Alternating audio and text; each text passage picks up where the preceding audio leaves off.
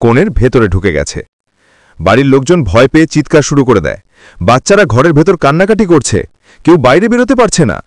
তখন একজন ফোন করে শেখ সেলিম রেস্কিউ টিমকে খবর দেয়। খবর পাওয়ার সঙ্গে সঙ্গে আমি, শেখ সেলিম, আমার টিম নিয়ে ঘটনাস্থলে পৌঁছে যাই। পৌঁছে দেখি চারপাশে ভিড়, সবাই ভয় আর কৌতূহলে দাঁড়িয়ে আছে। আমরা প্রথমেই সবাইকে একটু দূরে সরিয়ে দিই, কারণ সাপ যদি ভয় পায় তাহলে বিপদ বাড়বে।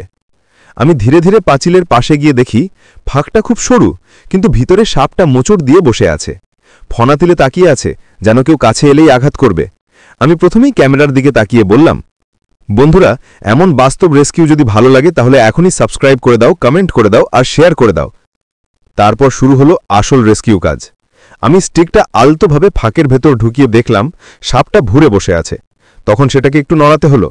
হঠাৎ সাপটা ফোঁস করে শব্দ করতে লাগলো, মুখ খুলে বিষের দাঁত দেখাচ্ছে। আমি শান্তভাবে সেটা নড়াচড়া রুক্ষ করছিলাম, যেন ঠিক সময়ে ধরতে পারি। আমার টিমমেট ব্যাগ নিয়ে পাশে দাঁড়িয়ে আছে, সবাই প্রস্তুত। আমি ধীরে ধীরে স্টিকটা নামালাম আর সঠিক মুহূর্তে সাপটার মাথার দিক থেকে চেপে ধরলাম। গোখরা সাপটা মোচড়াতে লাগলো, কিন্তু আমি ছাড়িনি।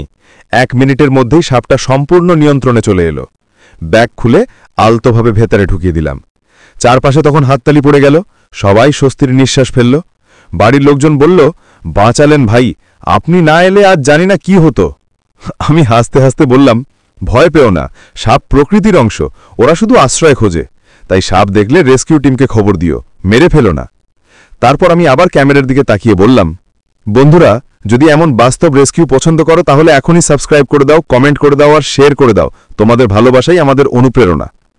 এরপর আমরা সাপটাকে ব্যাগে রেখে গ্রামের পাশের ঘন জঙ্গলের দিকে রওনা দিলাম। পথে বৃষ্টি বাড়তে লাগল, কিন্তু আমরা থামিনি। সাপটাকে তার প্রকৃত জায়গায় ফিরিয়ে দেওয়া ছিল আমাদের দায়িত্ব। পথে আমি আবার বললাম, ভিডিওটা দেখছো তো? তাহলে এখনই সাবস্ক্রাইব করে দাও, কমেন্ট করে দাও আর শেয়ার করে দাও বন্ধুরা। অবশেষে আমরা পৌঁছালাম জঙ্গলের গভীরে। জায়গাটা ছিল নিস্তব্ধ,